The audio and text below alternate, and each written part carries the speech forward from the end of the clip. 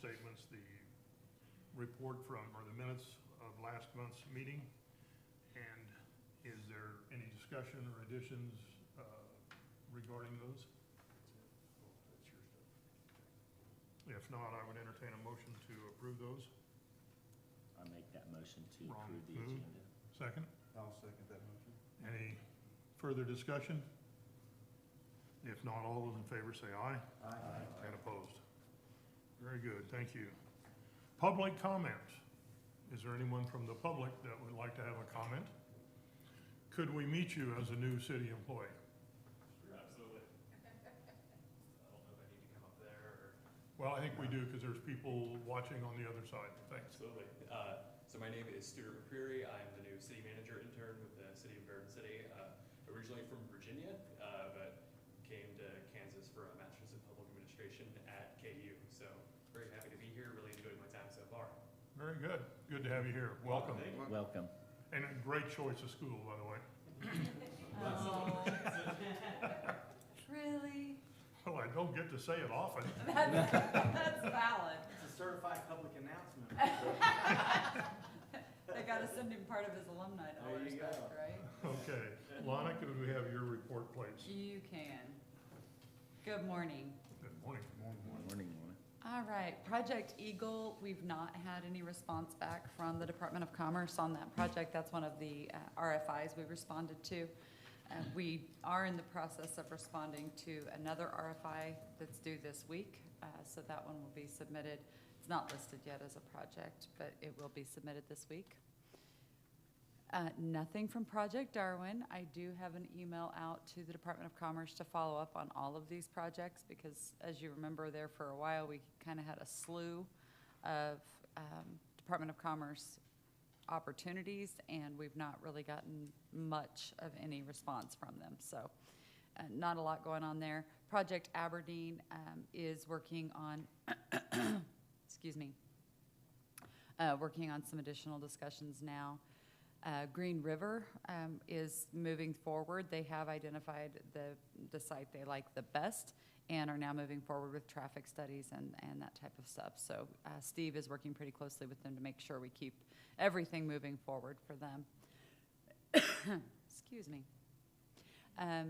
This housing project, 521, this is one west of Garden City that has potential to be a pretty significant housing development.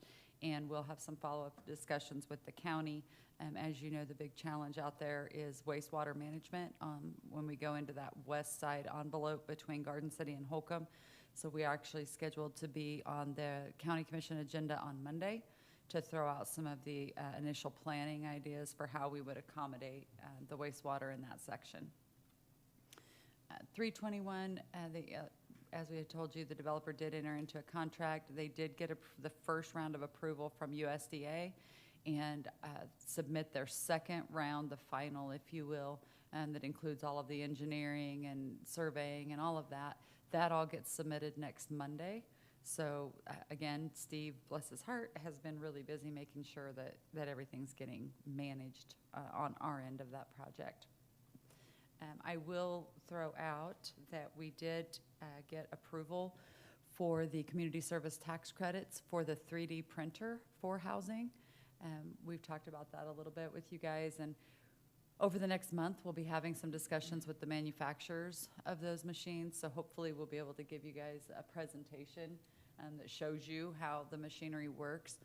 But just as a reminder, we worked in conjunction with a consultant and the High Plains Housing Development Corporation as the nonprofit to apply for those tax credits and be able to purchase the machine. And if all goes according to plan, we'll have some engineers tied to the project who can train our workforce to be able to utilize the printer. So we have some meetings scheduled with Garden City Community College over the next month to visit with the engineers and with the manufacturers of the machinery. So that's exciting. If we're able to get all the pieces to fall into place, we hope to be able to actually have the 3D printer in place in the community by early next year and be able to start printing homes hopefully next spring. So that project is not, that printer or whatever is not just tied to Right. I like to use it. Yeah, the way that the community service tax credit application was written was that it would be utilized throughout rural communities, specifically, obviously, in the High Plains Housing Development area, which is southwest Kansas predominantly, but certainly could be utilized. I've already had folks from southeast Kansas asking me about the potential to utilize it there. So I think if nothing else, I don't know that I think there's plenty of business out here, for the machine. So if it works well, I think it'll at least serve as a model for some of the other regions in the state to look at maybe doing something similar to this. But I doubt that this machine will leave southwest Kansas very often. There's so much need out here. I think we'll keep it plenty busy. Good. Now, does something like this basically become I'm gonna use a rental tool that a contractor can come in and rent this to build a house or 2 or 5? Or Yeah. will it be a construction entity that would do Right. all of the work that basically they hire this shell poured? The way we anticipate, the owner of the machine will be High Plains Housing Development Corporation. So Okay. they are a nonprofit, a Kansas nonprofit.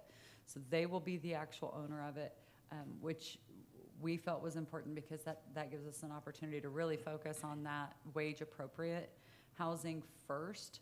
And then certainly if there are opportunities beyond that, there's no reason that the nonprofit can't partner up with a for-profit, for instance, to be able to do some of the things you're talking about.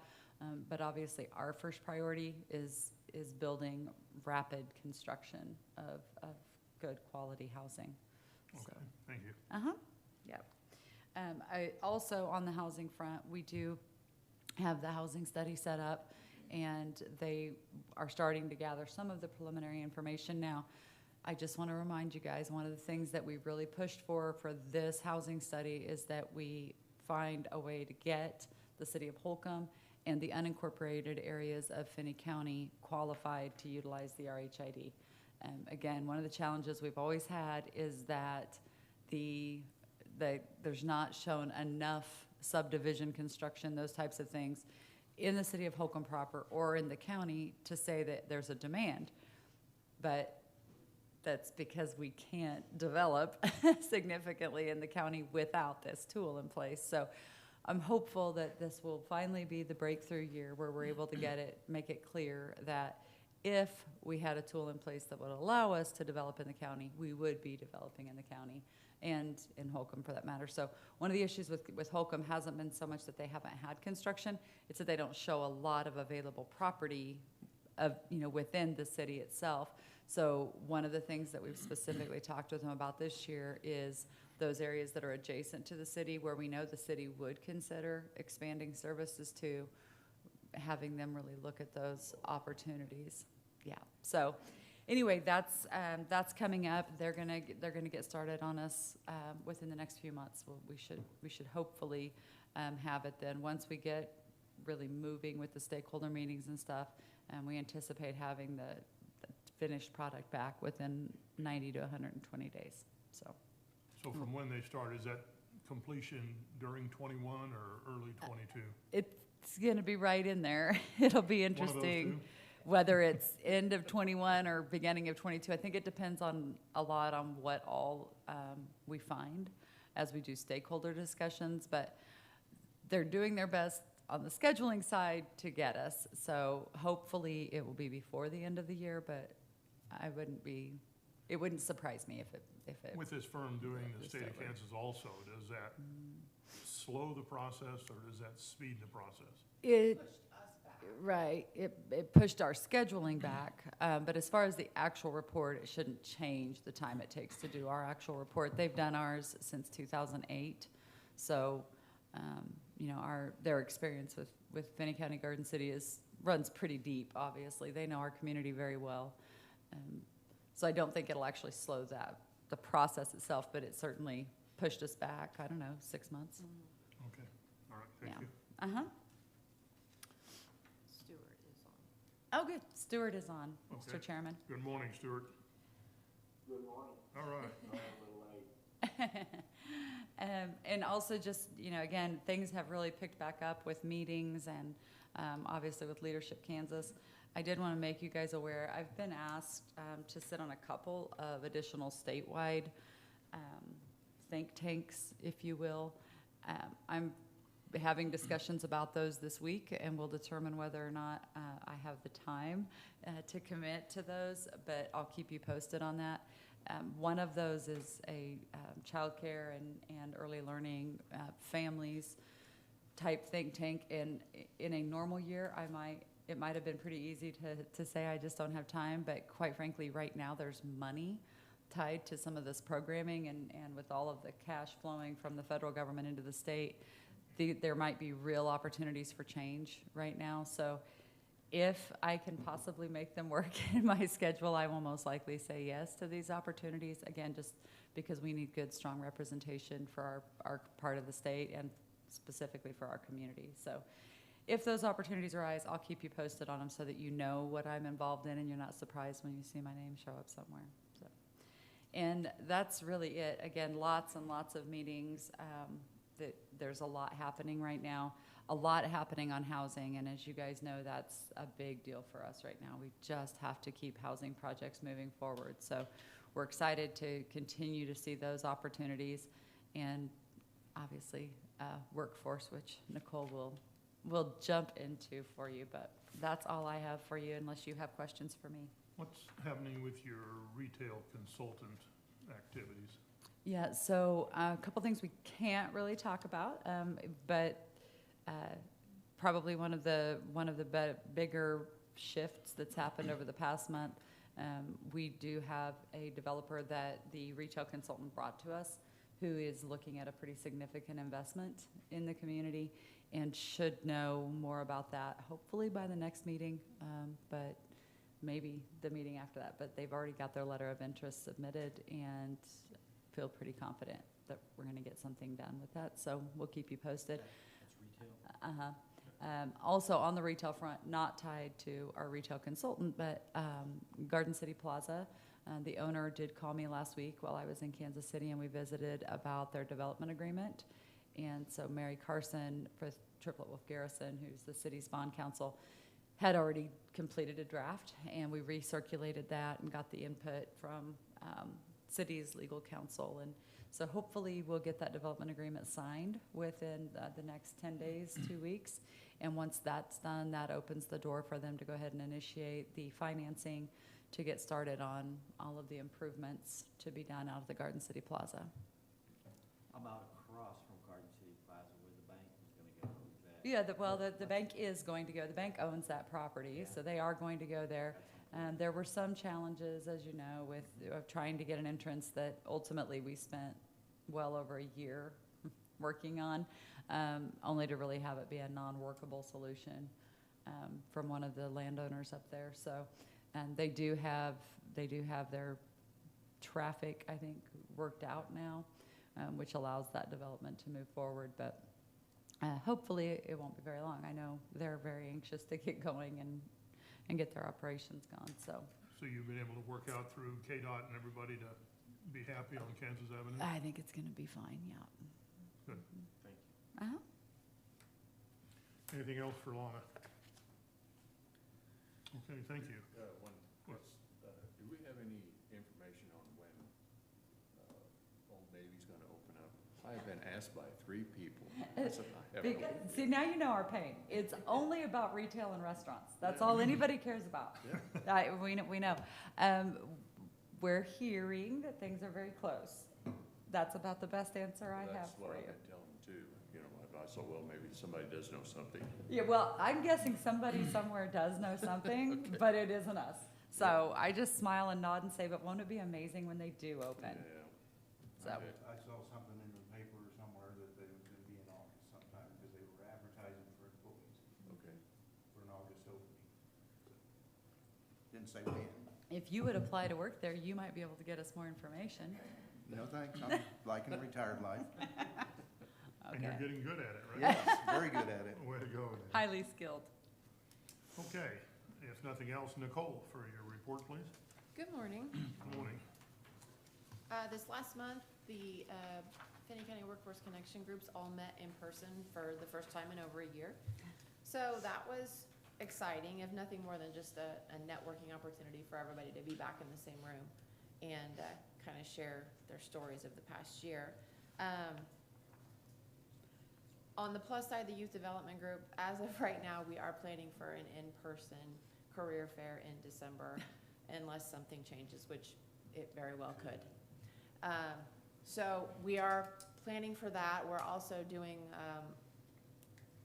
obviously trying to rework things just because our situation is obviously daily with COVID and we want everyone to be safe. So putting some practices in place that allow us to be more flexible and regardless of what their level becomes at the high school, that we can still hopefully help the kids that are wanting jobs. So Jenny and I have kind of put together a plan that we're going to reach out to employers and kind of have just an ongoing job board in the Career Center at the high school with their little QR codes that they can go directly to an application that's basically student-friendly employers, that they understand that these kids can only work certain hours a day, they need to be home by a certain hour, and that those kids that aren't involved in any extracurricular activities that really do want some extra employment after school, that they have that opportunity to go and do that. So we're compiling that right now, and hopefully that will just kind of be like a living document that's in the Career Center that these kids can go and anytime. So it's just basically an ongoing job fair. So hopefully that works out pretty well. Unfortunately, or fortunately, I guess however way you want to look at it, all of the employers that we've talked to in our workforce connection groups are all having the very same hiring issues. So right. And as you've all probably seen, I think literally everyone has a "we're hiring" sign up. So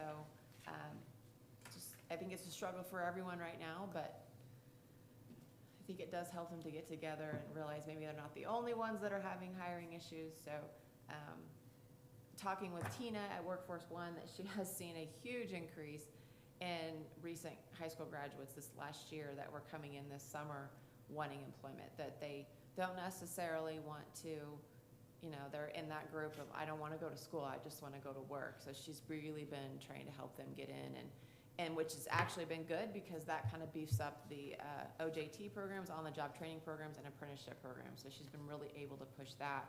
And she said in the past that she hasn't really received that much from these recent high school grads, but that they're really starting to reach out, and which I think you could probably say that that's a really good indicator of the high school and making sure those kids have at least some type of certification when they leave high school, that they're able, if they so choose, to enter the workforce. So obviously things are changing. So is that a local thing, or is that Southwest Kansas? She said most of it was just Garden City High School graduates. That kind of in that, you know, I don't necessarily want to, you know, maybe I didn't excel at school, maybe I don't enjoy it, but I do want to go get a career. And we do have, I mean, thankfully here we have enough jobs that are so much geared towards on-the-job training that these kids can enter the workforce if they so choose. So I think, You know, and I think what they're doing here is so good in their whole workforce connection. And then there's a parallel group that's running out of Cimarron, Dodge City, Montezuma, Ingalls, all of that. And they're doing relatively the same thing. And we're gonna try to start plugging them all together because there's so many of these little communities that are losing families and workers and everybody else moving out of town because they think there's nothing for them to do out here. And, you know, we don't need them all to live here, but we need jobs to stay in Southwest Kansas. And the more we can do, and, you know, Nicole, I think at one time there were several companies who went in and basically used the high school video programs or whatever the class is called to kind of showcase who they are, what they do, what jobs are available. Would that be something, I don't know, through CVB, through some of our special project money, through the city, the county, that we could create a fund that if a company wanted a marketing piece on their company for employment purposes, that we could go in and using the high school students who are learning how to do this, create little vignettes of each one of these companies showing and showcasing what's here. Right, And really expand, especially if you're gonna go more online with all of the applications and everything else, because if you just pick up a title block of this is our logo and our company, sign up, it's very much of a blank. But if we can kind of show what that job entails, maybe we could make it a little more real and get that student to walk into that door. right, and, in the past, we do have that capability of doing that, just, with the school and their, capabilities, and obviously during lunch and their mentoring hours that they do, run whatever it is, their announcements, I guess, is what they do over lunch. And so we have some employers that will do that. Most of that's just because they already have an existing piece that they can run. We have to be very careful about what is presented at the high school. Obviously, they're very careful about the verbiage and stuff that's used, so we have to go through that with them. But yeah, it's available. Having that service that we could potentially put the service together for them is something we've done in the past and kind of got away from, but we could totally, and it wasn't because it wasn't working, it was because they had some change in leadership at the high school, and so that program had a couple years that it was kind of in limbo. But now that they've got it back up and running, I don't see any reason why the kids couldn't use it, and they're using it as a learning experience too. Well, I And think it's helping to create the marketing Could be a program. real win-win. Right. And I think having the students help create it, Mhm. we would get a lot more of their input about this is what we're looking for. Right.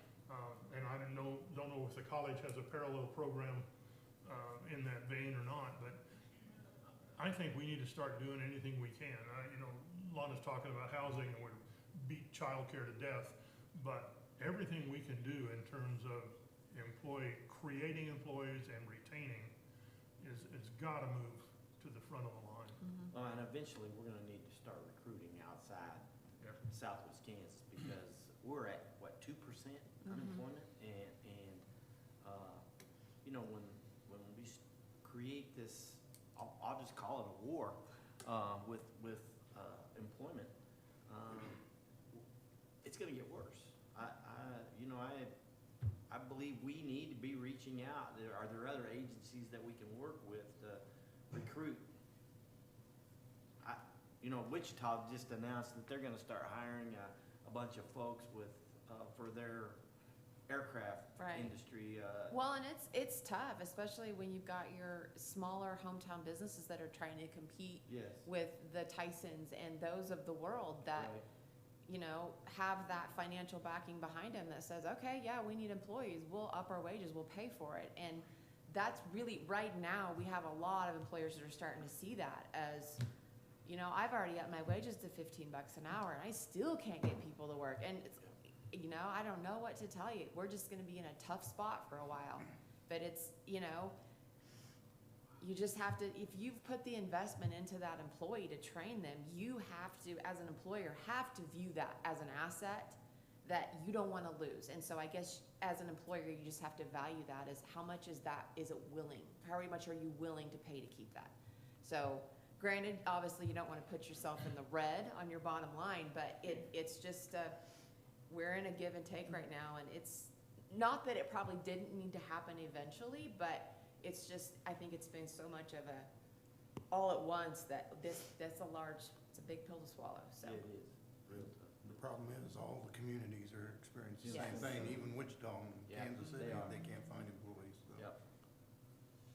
So in the past, it's, you've always heard employers promote, well, we have great benefits, and that's really hard for an 18-year-old kid to go to a job because it has great benefits, because they're not viewing it that, they're not even viewing retirement at that age. They're looking at greenbacks. Right, so it. that's not Yeah. a huge thing, but now you see it even more being pushed, that our benefits are great, you can have longevity with the company, and that's on that employer to get that point across to the employee, that, yeah, you might be making this over here, but maybe your wages are a little less here, but your benefits are better. So, like I said, it's just been it's an interesting process, it's definitely give and take, so. Thank you. As far as the college, Empirical has 5 students that are going to start in the program in the fall, so that's exciting. I think they're ready to get on the ground and get going for their deal.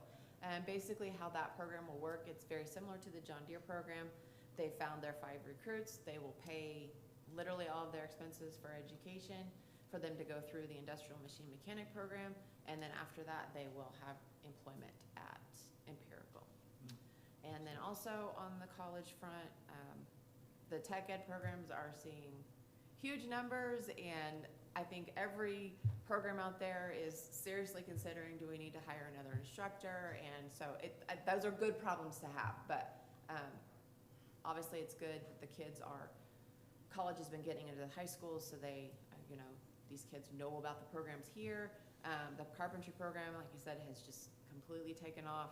The auto mechanic program is just all of a sudden huge. I mean, they're gonna be offering those classes to Deerfield and Holcomb kids this year, so I mean, it's exciting to see that much growth happening, so.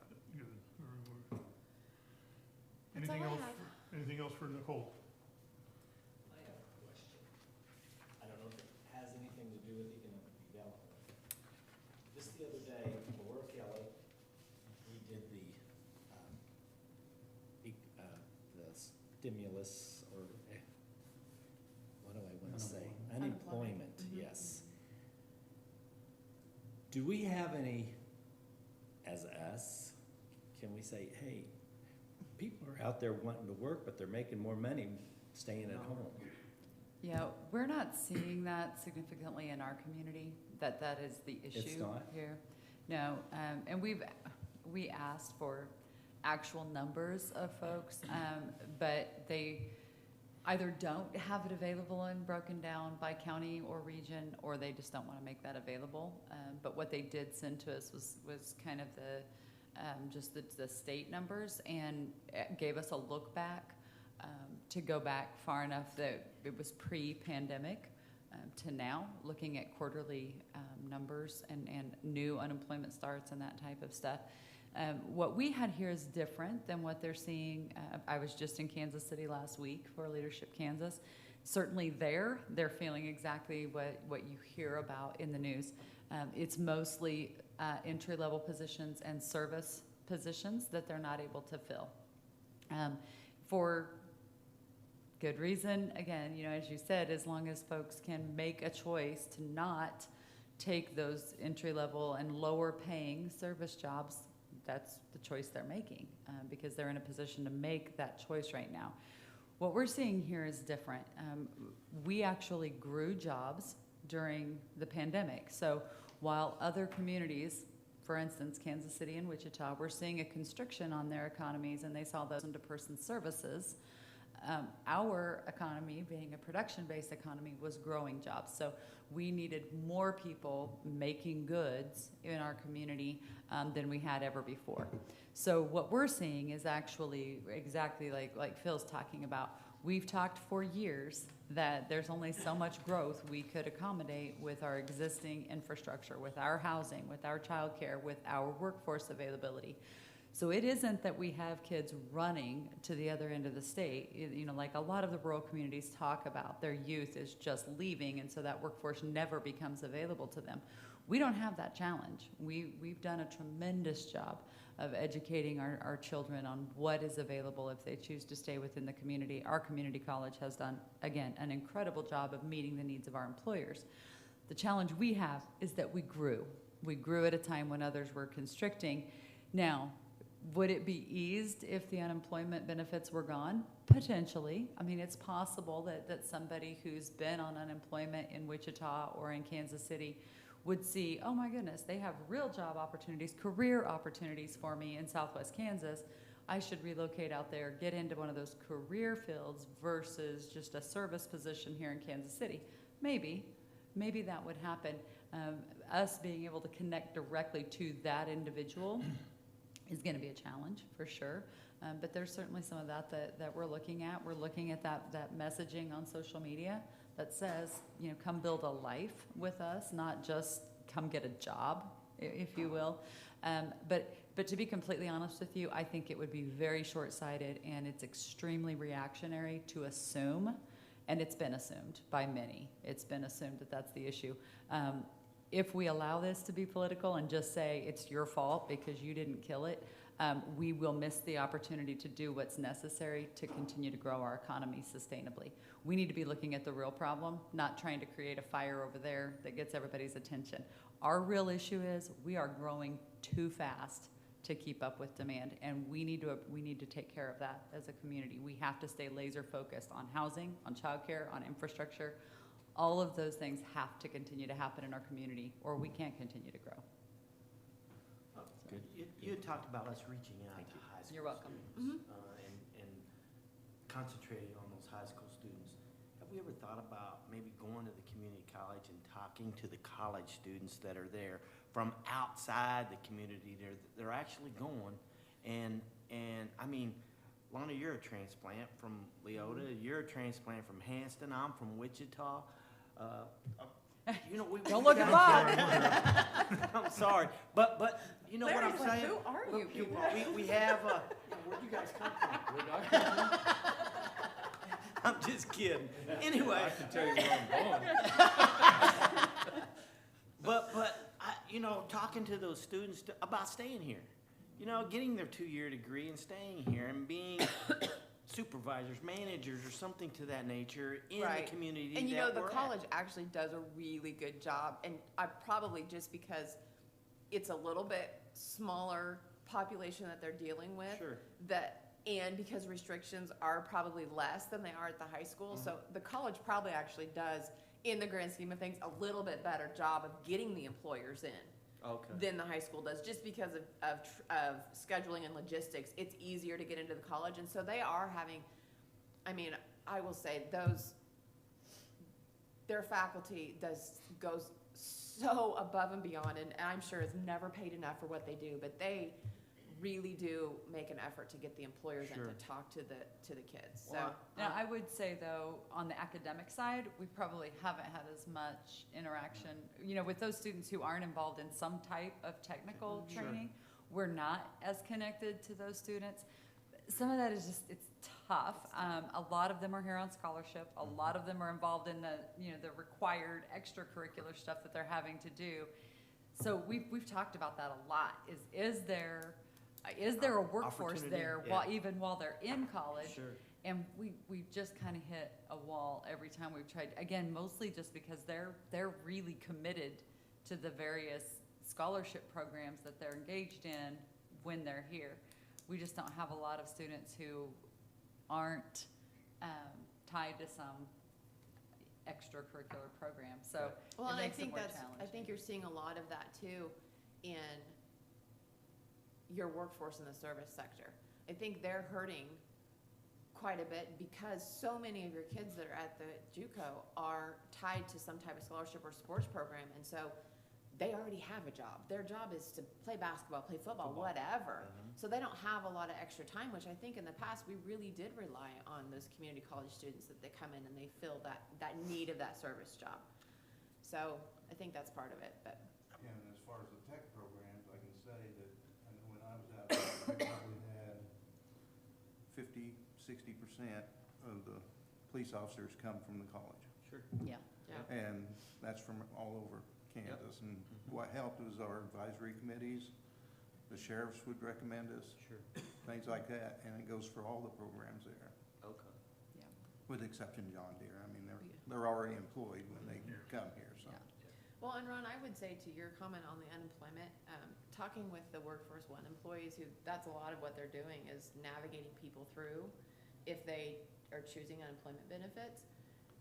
It's easier to get a job.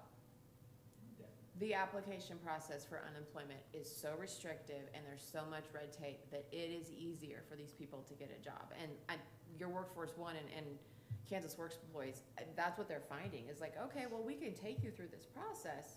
And once they get through it, they're like, or I could spend half the amount of time and fill out the job application and probably literally go to work that same day. So I think we're seeing a lot of that, and not to defend or anything with Laura Kelly, but it's not like it's an easy process to get on unemployment, so. But once they're on it, they're gonna stay on it I think that's the challenge that a lot of folks have is Not that. here, I understand. Right, Yeah. but I think you're right, Ron. I think that's the challenge. Some of the employers, again, in those service sector cities, that's what they're saying too. They're saying, will make them at least apply for jobs. But again, you have to understand the other side of this. This is unprecedented. There are people who are scared. They are scared. They have been scared of COVID. They continue to be scared of COVID. And none of us have the right to judge the hearts of men. We just don't. There are different challenges for different folks. But for us and for the area we're concerned with, we are not seeing extended unemployment benefits creating issues for our employment. The issues we have are deeper rooted than that, and quite frankly, they will last longer than the unemployment benefits. So we have to stay focused on the things we can impact and really know what's causing our issues instead of getting hung up again in unemployment. What's going to happen when those extended benefits end and it doesn't change the employment picture? It's not going to change it. I mean, that's my opinion. That's me looking at it through the lens of what's happening right now. You are going to have people who are just not going to go back to work in the service sector jobs for the wages that they're willing to pay today. So it's going to take a paradigm shift among employers. They're going to have to recognize that if you want people working in those positions, you better be the most fun place to work, you better be the best place to work, and you better be willing to pay a little bit to get them in the door and on your workforce. So there's gonna be some changes for sure. There's definitely a sea change out there. But for us, I don't think that's the real challenge.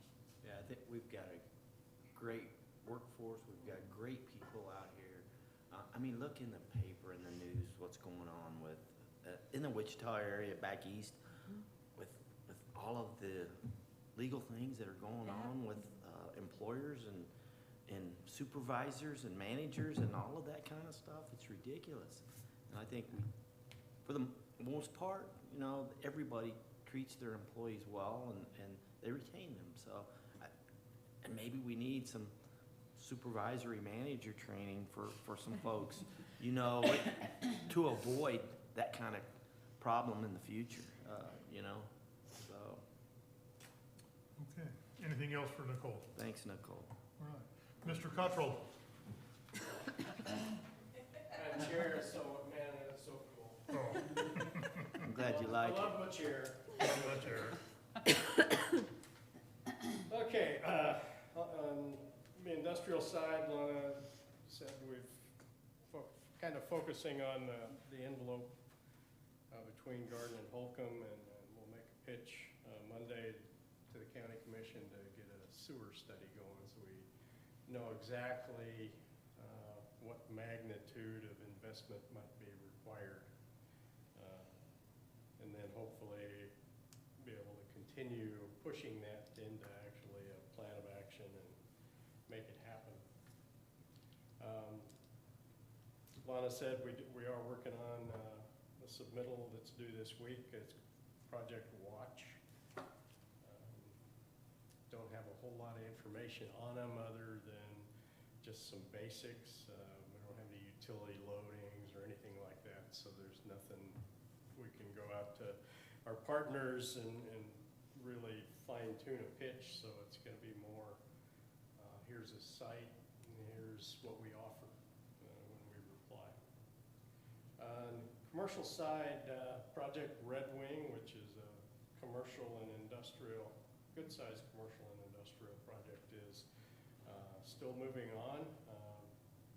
Their preliminary engineering is almost complete. The developer hasn't been scared off by the early preliminary cost estimates, so that's always a challenge on a large-scale project. Does the dollar sign scare people off? So that's going well. Most likely will lead towards continuation of the engineering work, and hopefully be able to have bids issued sometime end of the year, early next, and middle of 22, maybe see something happen on that site. Been working on another smaller mixed-use commercial residential project.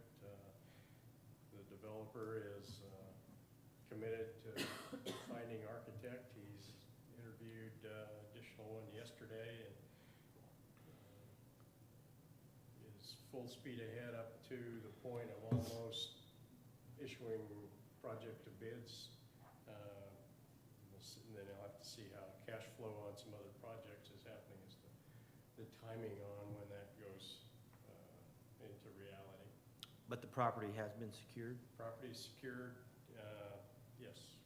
It's already transferred ownership. Okay, Mhm, yeah, thank Yeah. you. you're welcome. Yeah, and yeah, that's a very exciting, different type of mixed-use project that you know, we've always talked about, but maybe we'll get one now. Then I've also made some contacts with a commercial developer about some of the neighborhood-type retail lots in, say, Hunter's Glen and the Lost River Estates area. See if we can't help them get some commercial underway that will make buying homes in those areas or renting homes a little more desirable. Residential work, we're working on single and multifamily development in the unincorporated areas. Hopefully we'll get that sewer study on the west side is critical on doing significant development out in unincorporated areas. The Hunter's Glen development, which is immediately north of the cemetery on 3rd Street, they have filed their documentation with the city for the first phase RHID. That'll be 86 units, predominantly fourplexes and I think 3 duplexes comprise that development. Had some discussions, or Lana did, with Empirical and their need for housing of employees, so we're looking at how we might be able to accommodate something with Empirical as a major player in that development.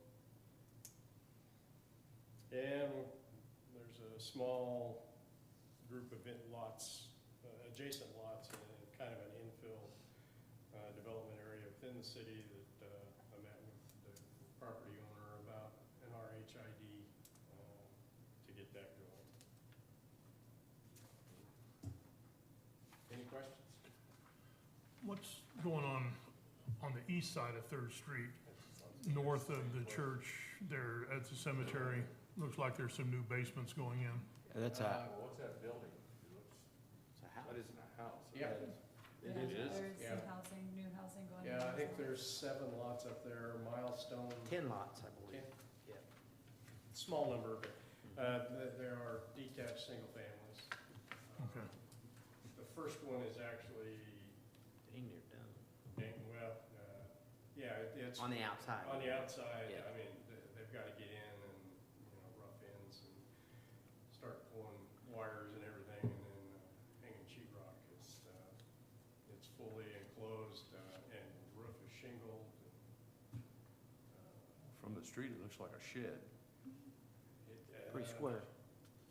Huh? Pretty square, isn't it? Yeah. Yeah. Pretty sheddy. Are they're single family for rent or for sale? I or- think they're for sale. Okay. And that particular builder is, just submitted a preliminary plat or a concept for an RHID, on 8th Street. So, new player in town, we need everybody we can to build, so. Sure. If he can do it, we'll take him, boxes or not. Okay. Okay. We'll Anything fill else? them. Let them build and we'll fill them, huh? That's right. All right, thank you, Steve. Shannon? All right, good morning. Good morning. Morning. I'll pass this around here.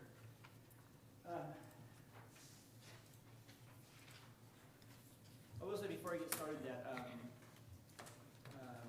KDHE updated the COVID vaccination numbers for for all the counties, and Finney County right now is third most vaccinated percentage-wise for at least one vaccine out of the eligible population. It's Johnson County, Douglas County, and then Finney County. So on that front, the vaccination front, we're doing better than most of the state. With social media, GreaterGardenCity.com had 3,855 visits, or 143 a day. Top stories and top pages, the calendar is now the #1 place where people go on GreaterGardenCity.com. And that's kind of like how it was before COVID, where that's a resource that the community takes advantage of. And when we're talking about views, that's probably making up about a little bit more than a quarter of our overall views to the website. Some other things, Heartland Dermatology opening up, museums, rib cell surprisingly did really well. St. Catherine welcomes a new pediatrician, and National Night Out rounded up the top 5 stories there. Facebook, Garden City Journal had 105,000 post views, or about 3,768 a day, which reached about 51,000 people total. The 2 big posts that really drove that traffic was Mary Street Ice House opening up along Mary Street, or starting construction, and then Tequila's opening, and then some other, some graffiti that was some uplifting graffiti. That story did well. A video of the new interior Tequila's, and then police department helping a community member move were the top 5 posts.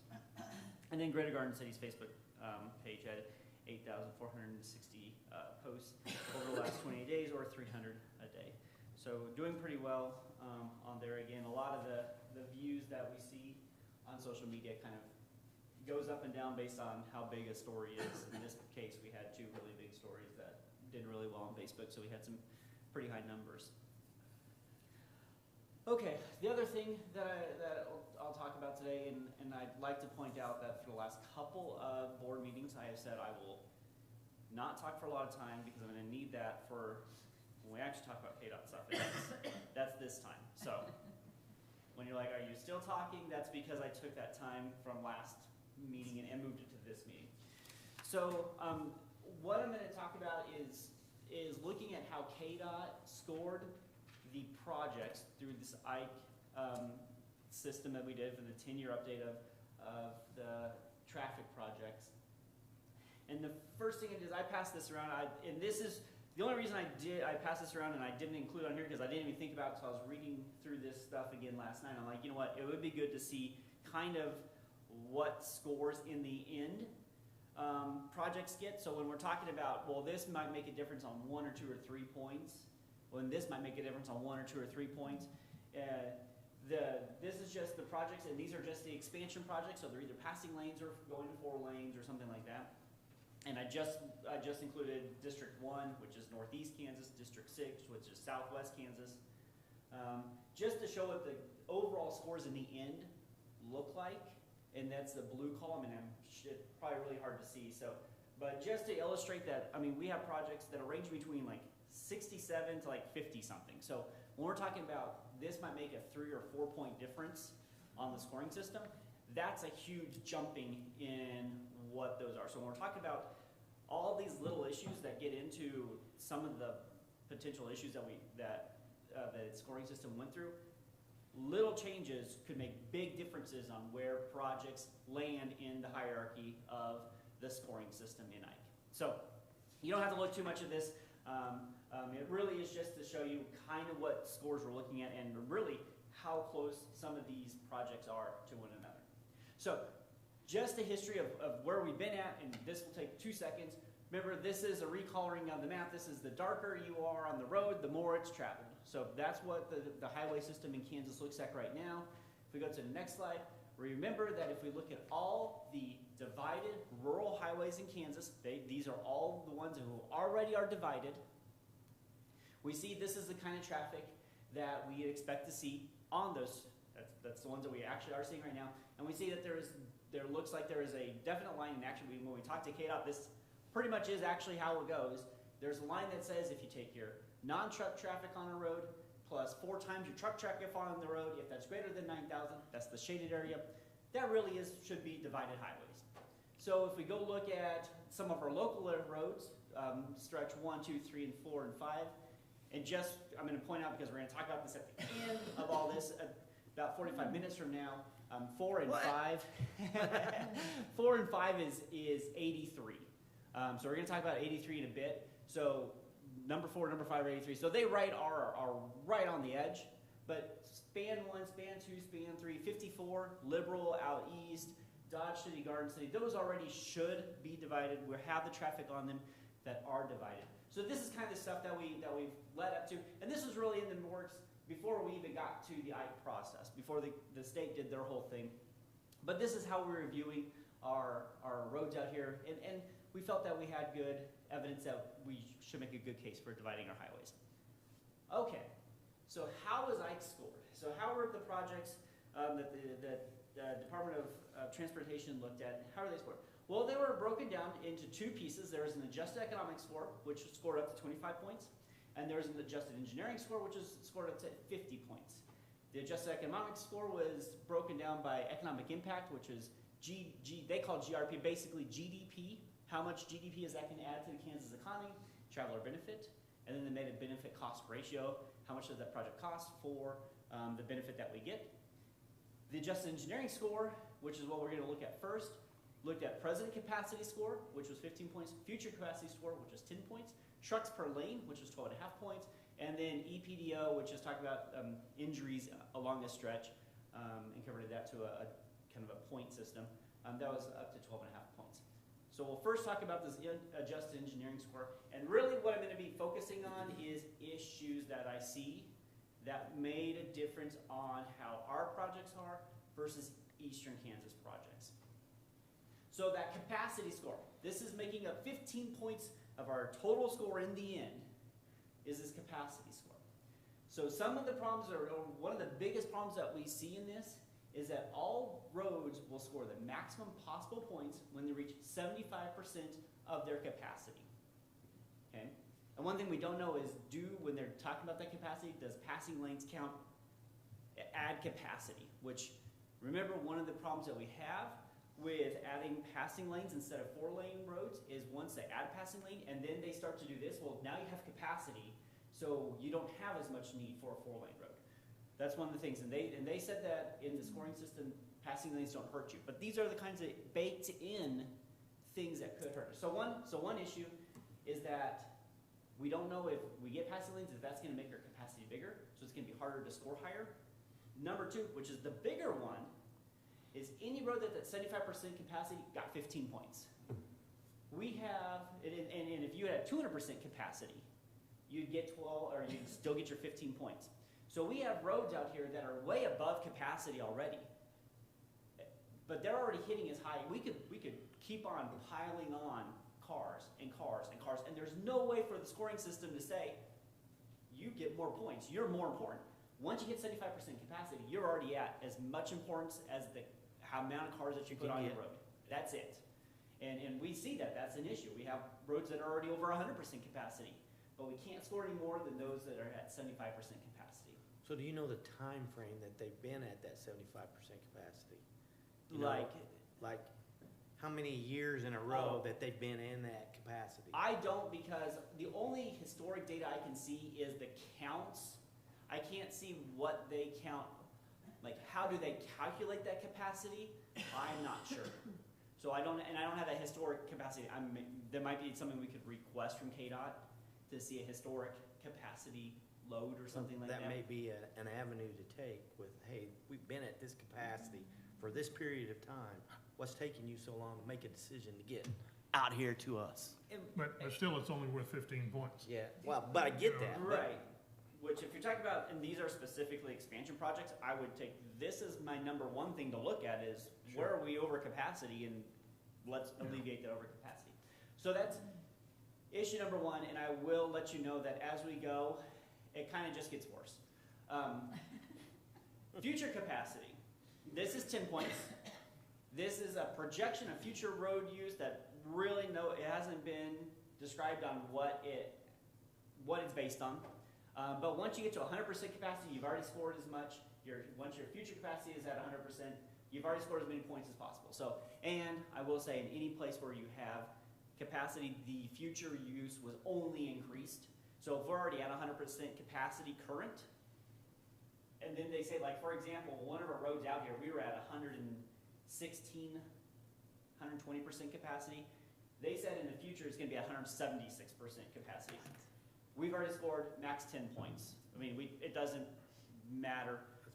The good news is if you look at the pot between present traffic and future traffic, it's basically aligned. So it's really not even adding anything new to this. If you scored almost all your points in current, you score basically almost all your points in future capacity. So this really, I wouldn't even include this because it's not telling you anything new. This isn't adding anything really. So when you're talking about capacity, it's 25 points are going into capacity because current and future basically are telling you the same thing.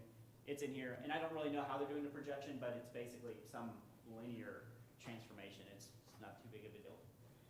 Okay, next. Trucks per lane. This is 25 or 12.5 per points total. This one does seem to count passing lanes against the score. So if you have passing lanes, it does look like they divide out part of that, and you do get hit if you have passing lanes. So when we're talking about truck traffic, we will, if we build passing lanes instead of 4-lane expressways, we will have a harder time getting a case for 4 lanes because it's going to hit us on the trucks per lane. But also, bad news for us, max score for trucks per lane maxes out at 12.5 points if you have 740 trucks per lane on average per day. 740. And we have scores in Region 6 that are to 1,000. So we're almost at double the max there. So again, they have this threshold for maximum amount of points you can score because of traffic. We're way above it. So when we start talking about other issues, injuries, costs, random economic data, everybody's scoring maximum because they're at 75% of capacity. So now they can have all these other little knobs that they can turn to jump these other projects up, where we don't have those knobs because we don't play well in the black box. Okay, next one.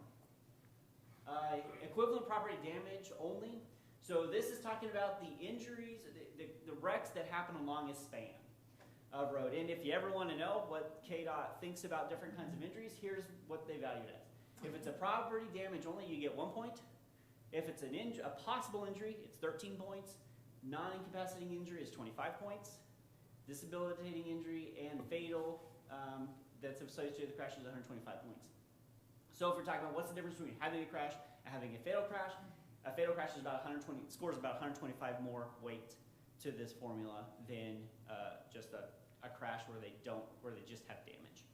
So that's what's going on here. So they take this number for a span, that project span, they sum up all these things, and then they calculate in the data something called the EPDO rate. Now, to me, a rate would be, you look at the span, what's your score that you got for the kinds of injuries, you divide it by the length of that highway, and you get what's the number of injuries, the score that we got for the injuries per mile. This is not what happens. I can definitely tell you that's not what happens. Because if you look at US 75, Jackson, it was Jackson County, north of K16, they had a score of 64. That project is 1.8 miles, so you get a rate, if you calculate what I would call a rate, 35.6. Its EPDO rate score, or rate, was 3.15. You have this one here, that comes out to 50, so a higher rate, it scored lower. So when they're making this rate calculation, it's not what I would count as, it's not something over a span of time. There's something else going on. Maybe there's some time period, like maybe this was collected over 2 years, this was collected over 1 year.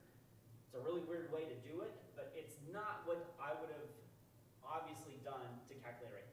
But the good thing is, once they get that rate, then they get a score, and I don't really know how the rate relates to the score. Because then, when we take our rate here, so we got this right here, I don't know how they got this. We already see that it doesn't make logical sense here. This rate, 3.1, got a score 2.6. This rate, 2.75, got a score 2.3. That makes sense. But then we have this Leavenworth County Centennial Bridge. it had a rate of 2.2. Like, their calculation from here was 2.2, and they got a 12. They maxed it out when they got a rate of 2.2. So I really, really don't know what's happening in this part of the data, and this is just as important as our truck traffic. Like, and we can see something here is making a huge difference here. And remember, if we're already maxed out, and we're way past the max, and then something like this happens in the scoring system, or something like this gets bumped up 10 points overall. I mean, think if you had 10 points on that blue number, how much of a difference that makes. Something is going on here. Now you have no idea. There's nothing that makes obvious sense what's going on. So that's 12.5 points. Okay, next. Okay, this one's the really fun one. This is the adjusted economic score, and this is 25% or 1/3 of the overall total score that we see. And it's from a company that has a proprietary system that's a black box scoring process, and they're very proud to say that this is a proprietary, just cutting edge something. And we're not going to tell you. We're not going to tell you, but we can kind of look at some aspects of it and see how special it is. The adjusted economic score that we get is somehow related to the economic impact that they find and or benefit to cost ratio. We'll talk about this. Let's go. Okay, so economic impact. So inside the data, the economic impact is made up of two pieces, and they are definitely these two pieces added together. It's the added GRP, and that's just GDP. So when I've been talking about GDP for Finney County, stuff like that, one of the things that they're measuring is how much would this project add to GDP of Kansas or of that local region. The second piece is traveler benefit. I'll first talk about traveler benefit because that's a little bit harder for us to just see even what's going on. And when we talk about traveler benefit, I really don't know how they're determining what traveler benefit is. So for an example of how I would look at traveler benefit, I'll be looking at maybe my capacity scores, like at what capacity are we, and if we add 4 lanes that you would think would add more capacity, be a better benefit to normal daily traffic, right? So US 50, the Garden City Airport to the Gray County line, they give us a traveler benefit of 2.4 points. The capacity of that road is already at 117%. The Gray County you just you go Garden City Airport to Gray County, they give a traveler benefit of 2.4. Gray County to Cimarron, we got a traveler benefit of 4.8. The capacity is down. There's less traffic on there. It's the same strip of road. We know people, for the most part, Or traveling are on the same. traveling the whole road, but it's twice as much benefit to do that piece rather than the piece inside Finney County. But if you like even more weirdness, you go look at US 77, which has the same capacity as what they say is in Gray County, between Gray County line and Cimarron. They're both around 67%, both around the same kind of traffic. That traveler benefit they gave to this, kind of boondocks road out in Winfield, or out in Cowley County, they gave it a 33.8 score for traveler benefit. I really can't figure this out, and it's kind of hard to map. So that's all I'm going to touch on this. I will say when we're talking about this, all of this traveler benefit and added GRP, it all gets put in and then it gets scrunched down into. So it's not like they're going to add 22 points to that blue number there. It gets added into this one pile, and then that gets scrunched down. So we'll see. These numbers get really big. Ours don't. Some of these other numbers get really big. So the other piece we need to talk about is that added GRP. How much does expanding our highway system add to the GDP of our economy? And we've already seen this. I've already did this. This would have been my way to get at this. What this was is we took the GDP of each of these counties, and then we said, what's our highest traffic on our highways? And then we said, well, let's correlate how much traffic there is on the highway and the GDP, and to say, what's the value of each of those units of traffic, right? Because if, like, for example, on the interstate, If you have high traffic, but it's not producing anything, it's just running through, then that value of traffic is low because it's not doing anything for our economy, right? Whereas if it's something like field machinery, I mean, we're talking about you're running trucks that you're harvesting and coming and dropping off at the co-op and stuff like that, or you're going from a feed yard to Tyson or whatever, that's a piece of traffic that generates GDP because we can measure where that GDP is happening. It's happening at the feed yard, it's happening at Tyson, or even down in the Kansas City area. If you're making that GDP because you're doing you're just going to work and you're a commuter going to work, we'll be able to do that. So this would be my map of, if I was saying, where am I going, where's the value in traffic, not just truck traffic, where's the value in traffic? This is what I have. Before you switch it, don't switch it, don't switch it. If you would say, on the scale of 1 to 1,000, how important is the stretch between Garden City's airport and Gray County line? What number would you give it on a scale of 1 to 1,000? Is that road to Kansas GDP? It's important. It's important. Give me a number. 900. 900. I mean, looking at how we would say value of traffic, I would say we're right at 900. What about a new bypass around Kansas City? How important is that to GDP in Kansas? Scale of 1 to 1,000.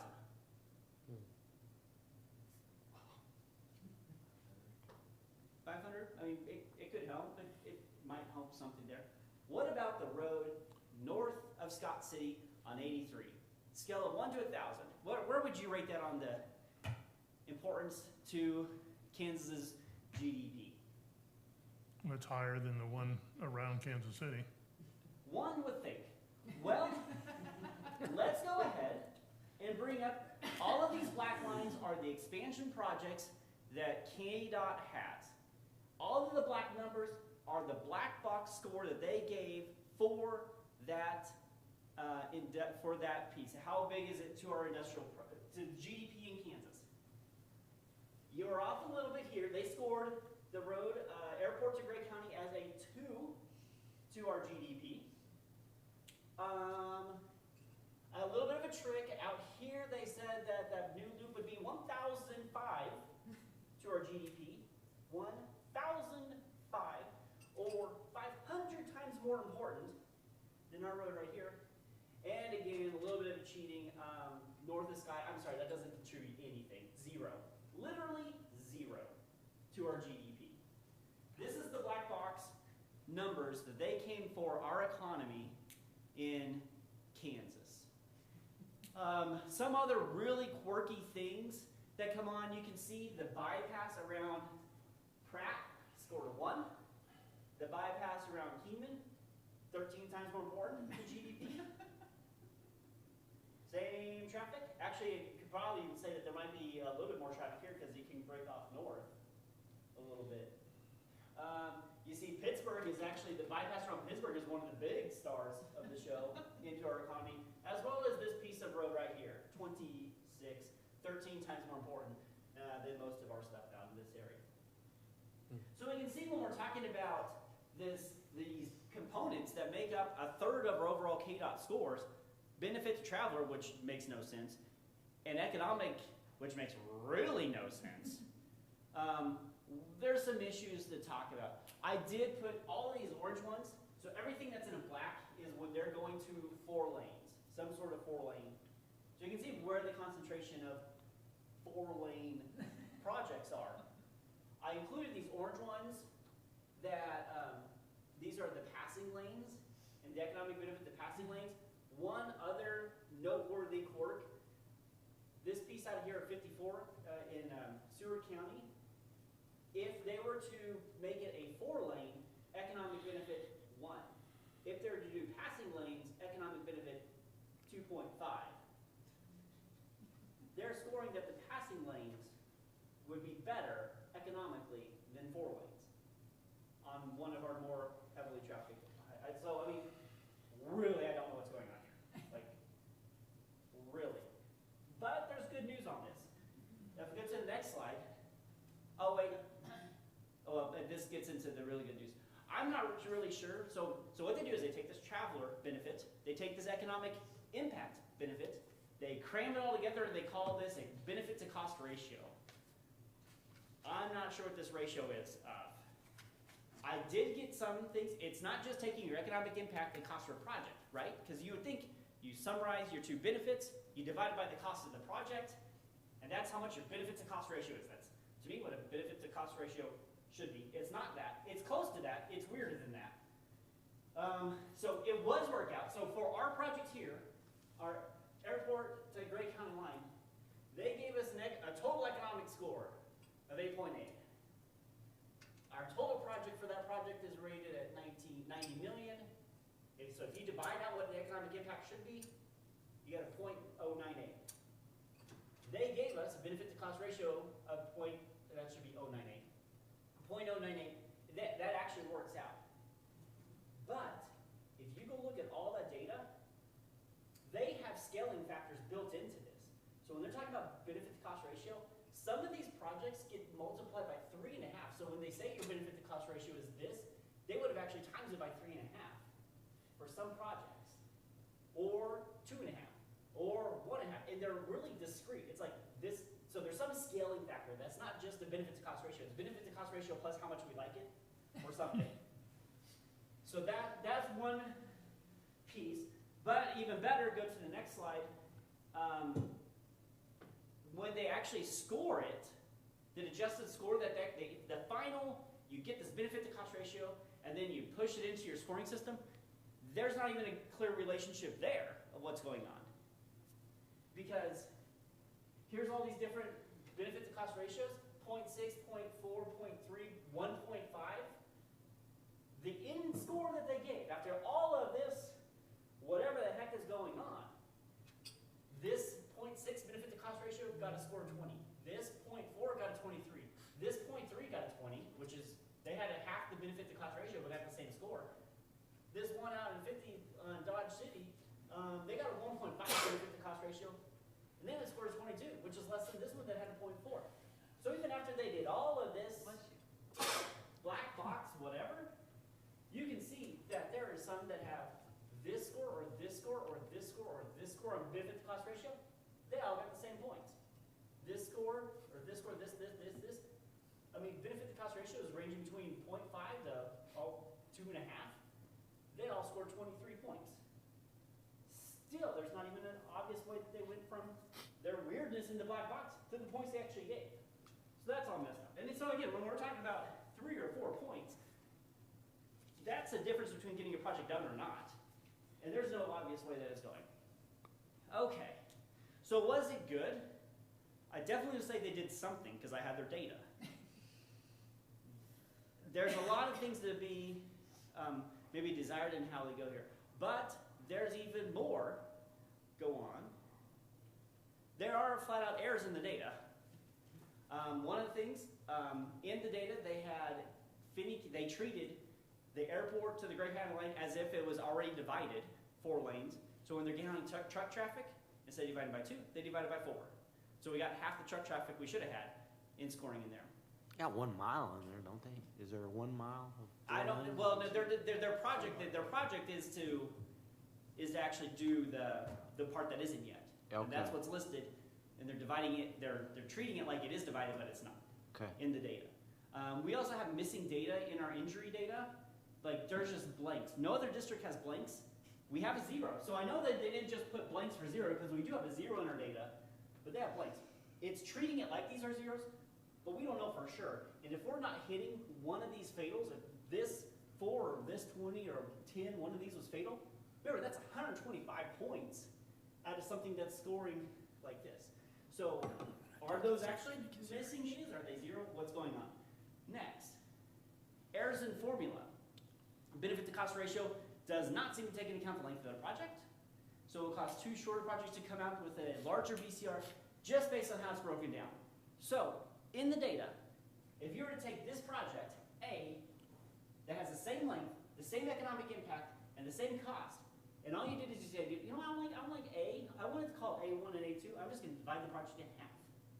You would have got in the thing, this one would be a benefit cost ratio of 1, These two individually would have benefit cost ratio of 2. They would have done this. So any of these projects are, the smaller the project, even if it costs the same amount, these would be twice as high as this one here. You know, it's the exact same project overall. So that's a problem with their formulas. I think we have next biases. Some biases that we see in the data. This is just general things with KDOT. Number of expansion projects. We actually had the highest number of expansion projects. We had one of the lower numbers of passing lanes with passing options. If we take away the number of passing options, so say how many are they only looking to expand, we only had 2. We had 12%.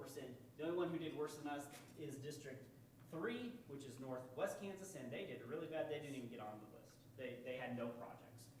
But 12% of our projects were expansion.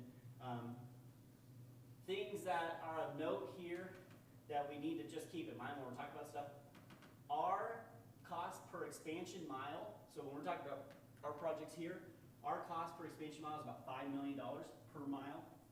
Some of these we're talking about District 1, which is northeast Kansas, or District 4, which is southeast Kansas. They're in the 2 to 3 to 4 times as much. So when we're talking about we don't have a lot of money to expand our roads out here, they definitely have a lot of money in some places in Kansas to expand the roads, and for more than what it would cost to do out here. That's per mile? That last one is cost per mile on expansion. It's going to 4 lanes. And that's KDOT's own numbers. So that KDOT is saying it's $5 million per expansion mile. Yeah, I mean, it is a lot. Okay, next. Biases. And this one is the least, you can't really blame KDOT for this, but this does make a difference on how they score. The length of a project, the longer the project is, the harder it is to score high. And just for example, the average project size in District 1, so northeast Kansas, is 7.5 miles. The average project length out in southwest Kansas is 14, so they're double the amount. And why does this cause a problem in scoring? So 1, economic impact is not scaled up. So a 7-mile project or a 14-mile project with the same economic score will have the same positive points, right? If you say this is 100, scores 100, this is 100 important for a long project or 100 important for this project, it all scores the same 100. But the cost for a larger project will be lower. We'll make it so it seems like that bigger project has less score because it costs more, right? And we saw that they didn't take into account the length of a project for that overall scoring. So with the longer projects, we might have just as important economic benefits to expand that, but the costs are higher. So it's going to score lower in the system. Also, larger projects are a bigger bite for the state to take on. So when we have projects that are twice as long as something in eastern Kansas, it's easier for them to just say yes every once in a while to these little projects, where it's harder for us to get one of those bigger projects to go. And then finally, and this gets back to our injury data, picking a winner for a larger project that is split into smaller ones has a better chance of having a selection score that gets higher and gets started. So when we're talking about injury along a path, you're going to have crashes every once in a while, right? And that's how you get your thing. If we take the same length and we divide up our highway, we're going to get some that have high scores, especially if we're talking about fatalities. We're going to get these ones that have high scores and low scores. We can either average it over this whole thing, or say we had a crash over here, we didn't have a crash over here. Same project, same span of road. This one would have scored 0. This one would have scored 20 if we broke it up. This one would have got a high score and maybe got built, where we can never get that to happen over the whole thing. So smaller chunks makes it easier for those little pieces to score up and get bubbled up into the system. So having larger projects out inside those Kansas hurts our ability to score well inside a scoring system like this. Okay, next one. There's some other things. You're tired of listening to me like this. If you have past investments, you get new investments. So once you start getting roads built, it's easier to keep on getting roads built. Keep on going. And then, so in conclusion, the scoring system that we see may have some major flaws, and it seems to be biased against rural areas. Can't say more than that because we don't really know exactly what's going on, but something is up. But I'd like to talk about 83 really quick as well.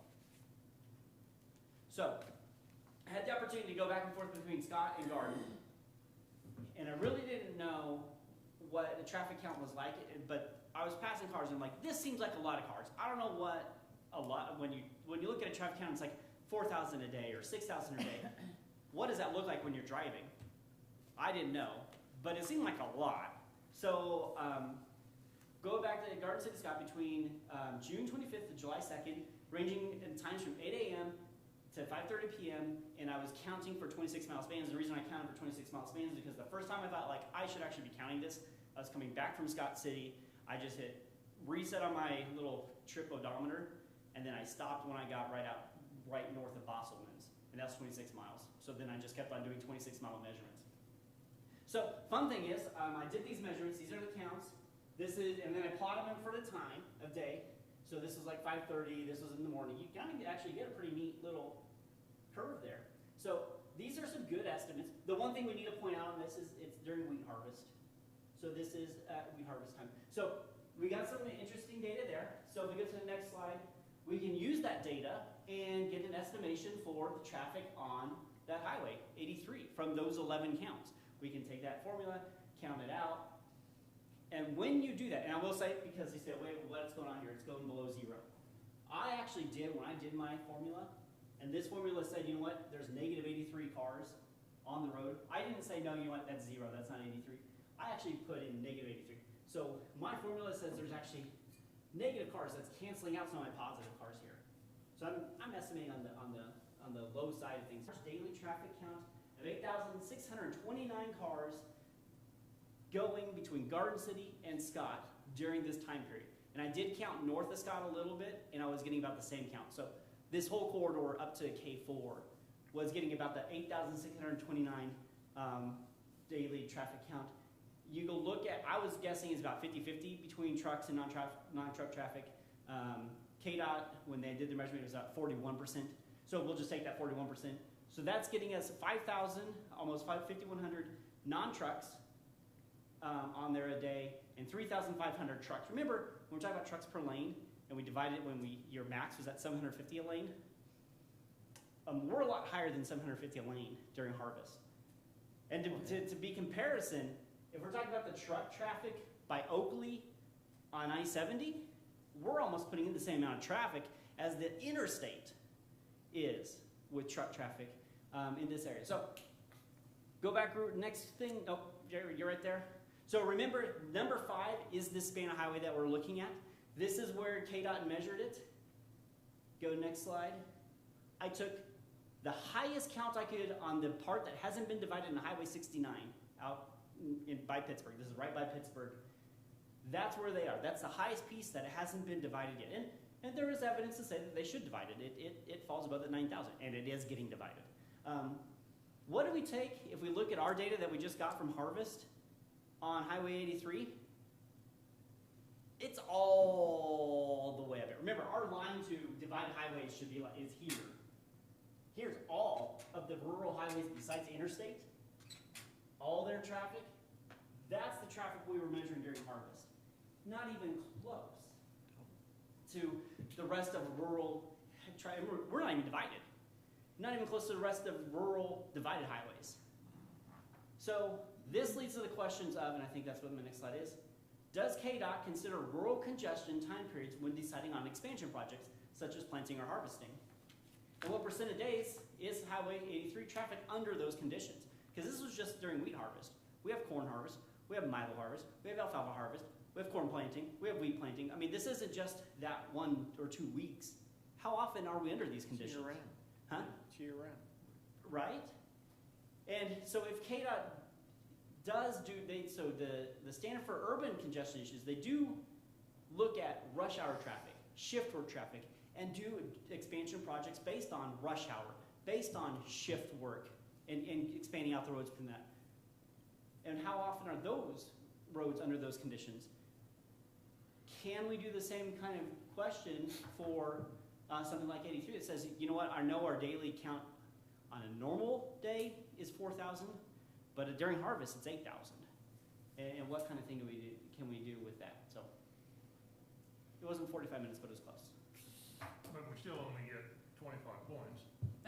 Still only get, yeah, in the end, you're stuck to a black box that's determining a third of our score, or maxing out on other ones that are high. So Okay, so now what do we do with this? Yeah, what's the next step? All right, so now we have all of this data. I think the next step is that I will be traveling up to Topeka with Matt and kind of discuss these issues. Okay, with the idea of meeting with KDOT, KDOT? do you get Russ Jennings, John Wheeler, John Dahl to set in and listen and watch? Or do you just do it to try to keep it as low-key, say, we don't understand what's going on? I think there's part of it is just saying, can you explain what's going on? Like, when you're saying you're taking the injury rate for a span, it's not a rate, or your cost-benefit ratio, it's not cost of benefit. So part of it is understanding more, and maybe they do make logical sense. Or we don't understand how you move Right. from this to that. But in the end, there's ingrained biases somewhere. Many places there's ingrained biases. How they're doing their economy score. I mean, we're getting a 2 for traveler benefit. We're getting a 2 for economic benefit. They build a bypass around Pittsburgh and it's 35 for economics and it's about that again for traveler benefit. I mean, Right. There's something that's built into that whole system that's against rural. But I think as many times as we can share it, that here's who we are and here's what's going on, as opposed to saying they're getting a benefit. Right. As long as we stay positive in our numbers and Yep. positive in our questions, Right. maybe Yeah, there's a and- chance that Yeah. Julie and the team up there will Attention. understand. Yeah, my trajectory wouldn't be like, fix this. It would be more like, look at our economic data, look at our value per truck traffic, look at our traffic that we're already doing compared to your other previously divided highways. There's no case that you can make that ours should also be divided. No, we don't understand. Right. There's no Can you case for you explain to to me do how that. you- You Right. can never do that and win against these bureaucrats. We just don't understand how we get to this point Right. and how we fail to move up that chart. I think as long as we don't understand as opposed to you screwed us, I think is important, We know that. yeah. Yeah. we But know. I love the fact that you've gone to this level and, you didn't show the economic data other than just that one chart that shows the per capita type deal. I love your previous analysis of our total GDP and our total lanes and our total person per mile, I think are very, very, very important Yeah. to your overall scenario. And I think there's a tremendous story to tell. It's just a matter of to whom do you deliver that story? Right. So, okay, well done. Great job. Right. Thank you. Good Thank you. information. I'm wondering if some of that is a historical request or, that they've had in the, yeah, Oh, there's definitely some of that some political favors bias. that Yeah, show up they're in I that. talking did do some about. of that, like 1 or 2 meetings ago where we did meet with KDOT and I kind of did a thing where I took historic data from roads that were about to get divided. Yeah. And our current roads, mixed up the traffic counts and said, okay, which of these traffic counts got divided and which ones didn't? Some of them are historic ones that did get divided and which ones didn't. I mean, obviously you pick the ones, our highest ones that aren't, and Sure. the ones that I'm not sure why they got divided, and mix them out. Do we need to clear the room, or is that why you disconnected? No, that was I think that was Oh, his okay. presentation, right? All right, That's it. all right, very good, thank you. Yeah. Wow, a lot of numbers and a lot of things, and it's very frustrating, but we also know that the chances of selling it, but I do believe that when we get through the budget process in the county, we need to deliver this to the county commission, so that they see this, and I guess my other thought would be to invite a representative of the county to go along or set in.